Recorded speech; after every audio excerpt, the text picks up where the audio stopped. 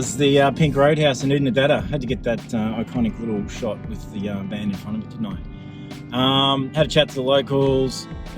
Peter at the Oodnadatta Roadhouse told us she's all good. We'll be able to get through to Mount Dare and then on to Dalhousie Springs. We'll try and get to Dalhousie Springs for the camping tonight, hopefully. He said it's pretty rough, that last bit, so you got to take it pretty slow. Google's telling me 3 hours, so it'll probably take us 5, but yeah, we'll take you along for the ride.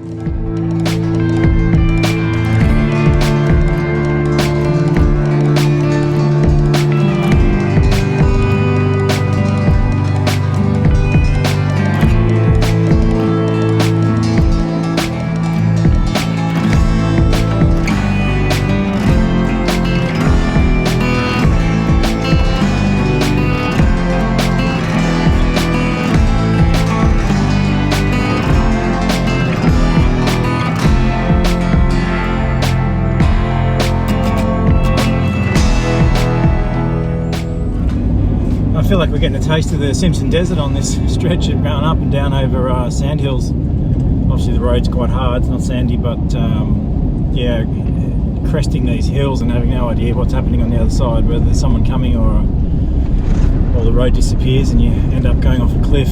But yeah, it's a good little drive.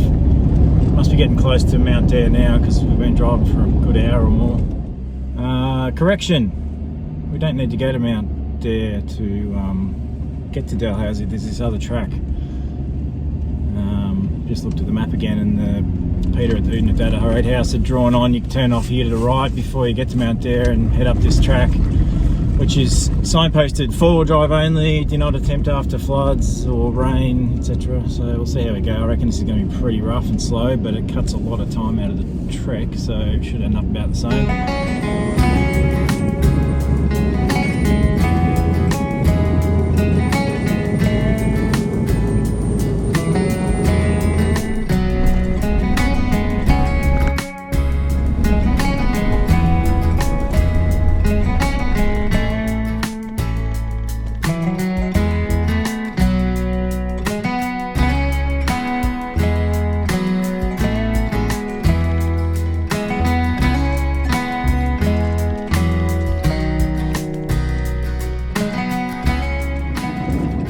It's been a cool little track, probably been cruising along here for about half an hour. It's just this narrow little windy red dirt track basically.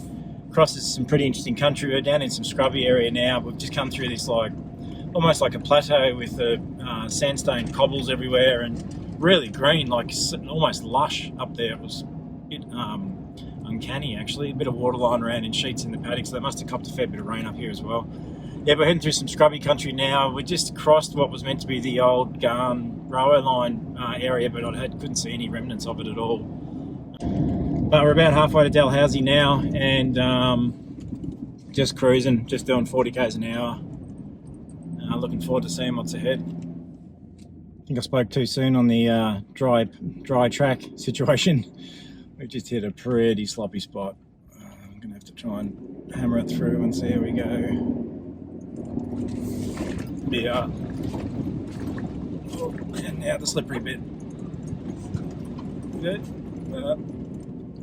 Nah, too easy.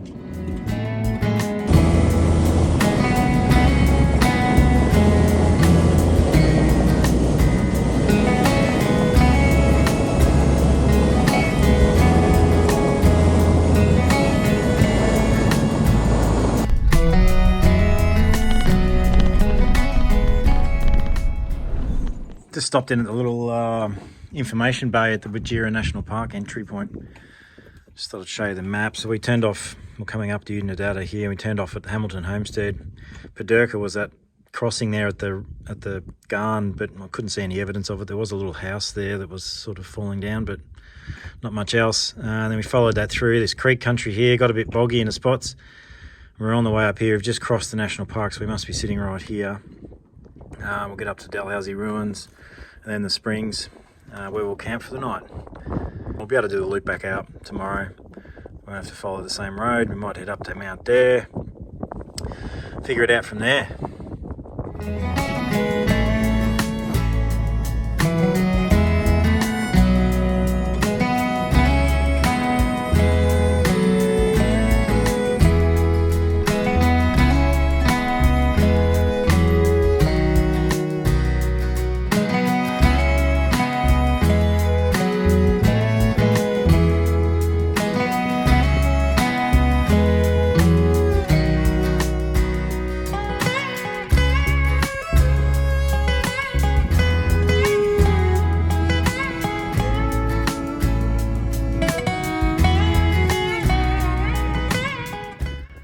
This is Dalhousie Springs Campground. She's been a bit wet here in the past by the looks of it.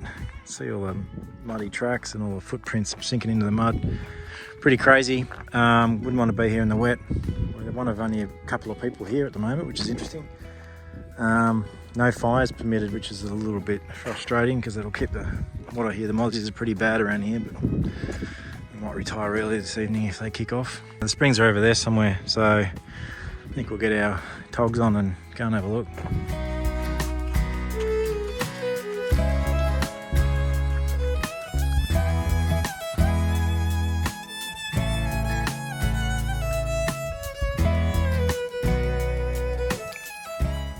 Those little fishies that nibble your dead skin off. Getting a pedicure. Oh, wow. This is pretty good. Oh, yep, so that's the windscreen wipers. It's the next morning and we just awoke to the pitter-patter of rain, so clouds don't look too ominous, but they might have a bit in them. I'm just trying to find my way out of the campground, not doing a very good job. There we go. Yeah, so we decided to get out of here because these tracks will just turn to slippery slop and I don't want to get stuck up here. So we're going to try and get down to Mount Dare at least, and then we'll probably stop and see what the weather's doing with the reception on the phone and make a decision about what's next from there. It's our first dingo on the trip. Just on the side of the road here, near a creek line. He looked like he was injured, but he seems okay. Back leg might be a bit lame. Cool. We could hear him all night long in the campground.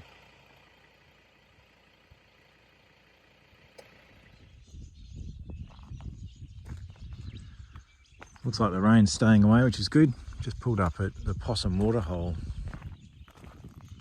Just a little place to visit on the way back to Mount Dare. The dingo sighting was pretty cool. I imagine they'd come here for a drink occasionally.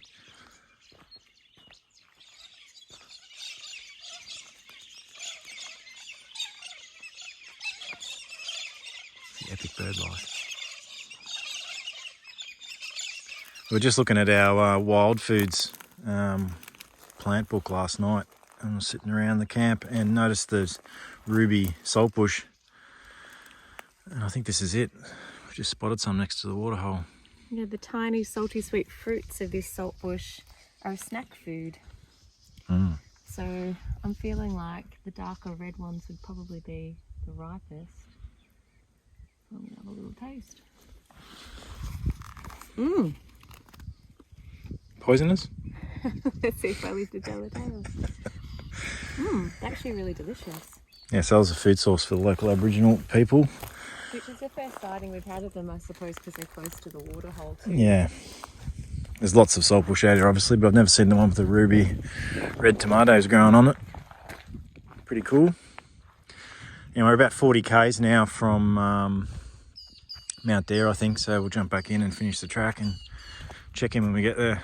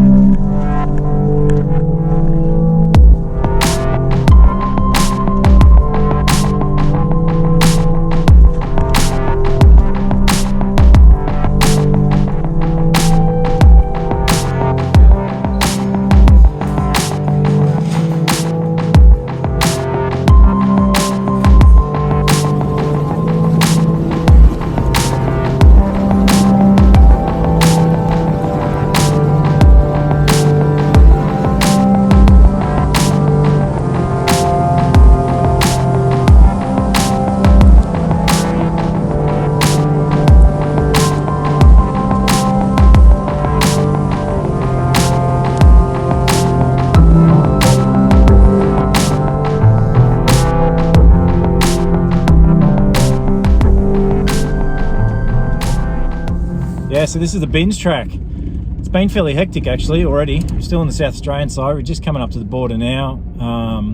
There's a big sign saying stop, must read quarantine rules, so I better check that out. It's been fairly heavily rutted. They graded it, then got a heap of rain apparently, and since people have been driving on it since, and it's just created these massive ruts. And because I've only got a stock Ranger with no lift on it, no lift kit, bottoming out, the tow bar actually at the back's hitting the top of the ruts, which is not filling me with a huge amount of joy, if I'm honest, because it's not a place to get stuck. I saw a sign saying no service until Isle Spring, so we've got to get our fuel through to 420 odd k's on some fairly hectic tracks. I've got 2 jerrys full and a full tank diesel in the car. The tank normally gets me 500 because we're traveling a bit of four-wheel drive and also driving quite slowly. I think it'll probably use a bit more fuel than that, but the 2 jerrys should get us through. Forgot to mention before, the publican at the hotel was saying just take the chicken tracks, because there's a lot of chicken tracks off the main track just to get around bogs and bull dust and stuff. So don't be afraid to take those, especially towing a caravan. Problem is that a lot of the chicken tracks for four-wheel drives are not towing high caravans. I'm only 2.4 at the back of that caravan. Oh, I'm gonna hit it, I reckon. No. Yeah, so some of the trees are too low, so I can't go the chicken track where the rest of the traffic's been going. I've got to go on a different route, making it a little bit challenging, but it's been fun so far.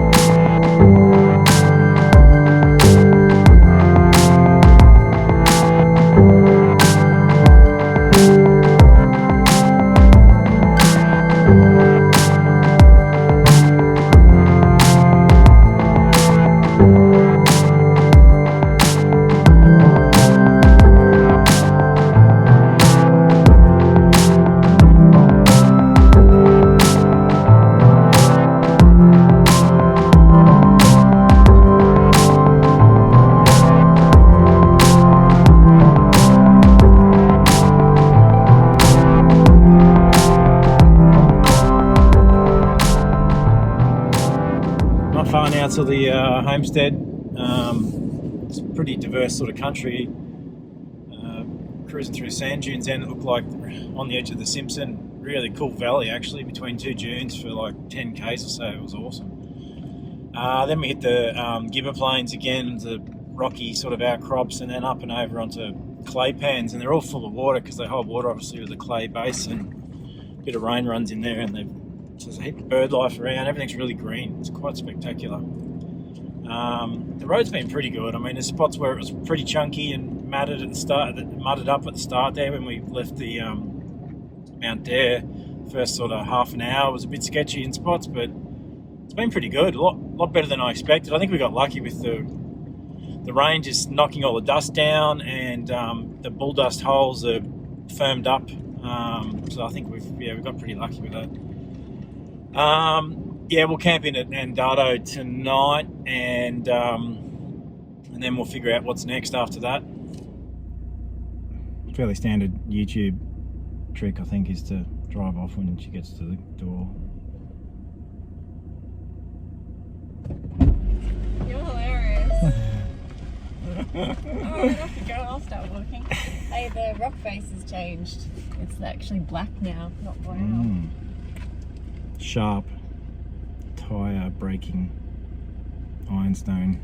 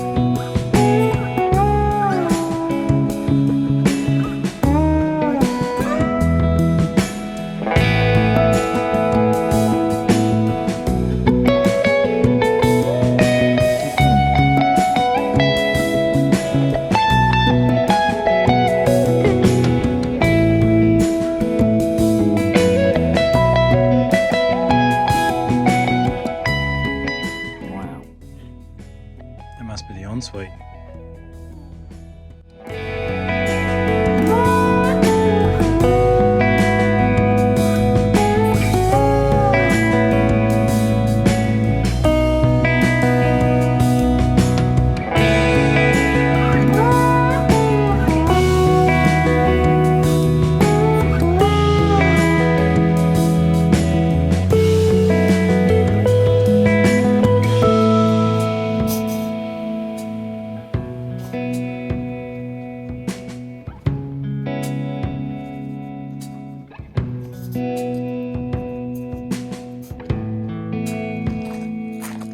Right, we're going to do a bit of a cook up tonight. We're going to make my old bush curry,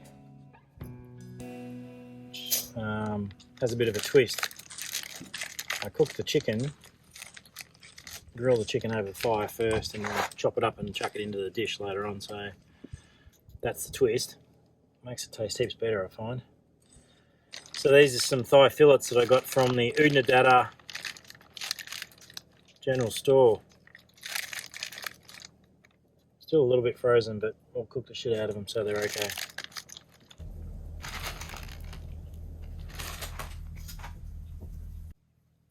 Trick's going to be doing this without the flies getting most of it in the first go. Oh, there is so many flies, it's out of control.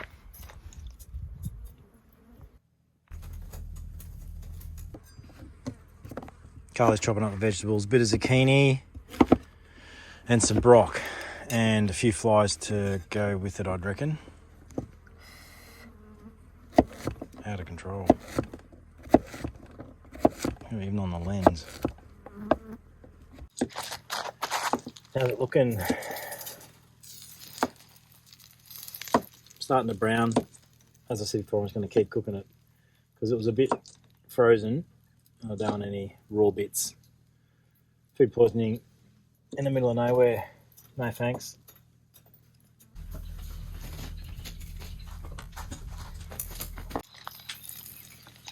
Looking pretty good. Those brown crispy bits, that's flavour country.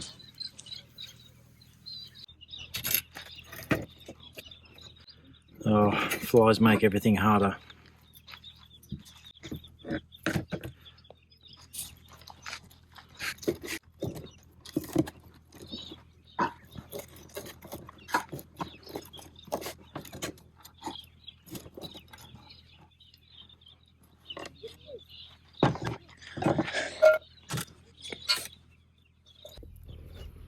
All right, we're back. Got a bit distracted. Someone wanted to talk about my homemade caravan. I can't help myself. So we've progressed a little bit. Chucked in some broccoli, zucchini into the onion. And just trying to get a bit of heat back in the fire, and then we'll crank that up. Then we'll move to the next stage.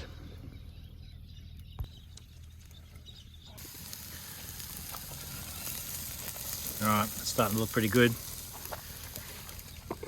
I reckon we'll chuck in some, chuck the chicken back in.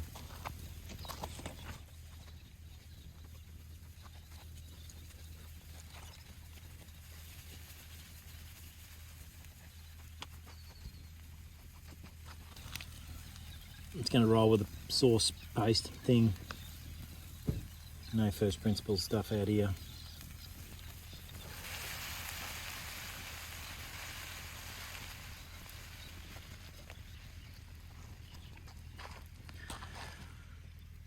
Bit of coconut cream.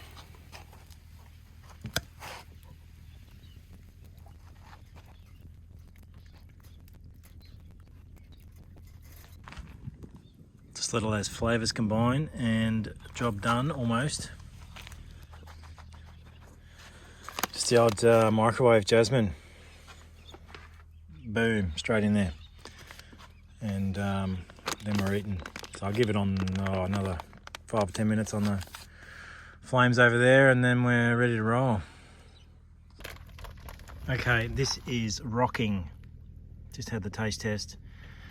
I think we're ready to roll. Flavours have all incorporated. Flies have nearly disappeared. So we're going microwave. Crack a bit of rice in the microwave. And then we're We're on the chew.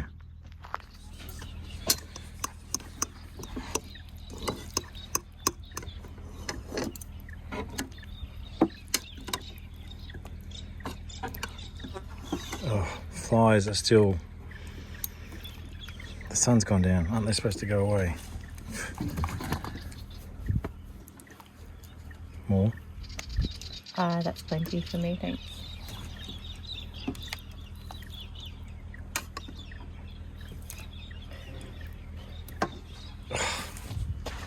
Okay, I'm gonna eat some before the flies do.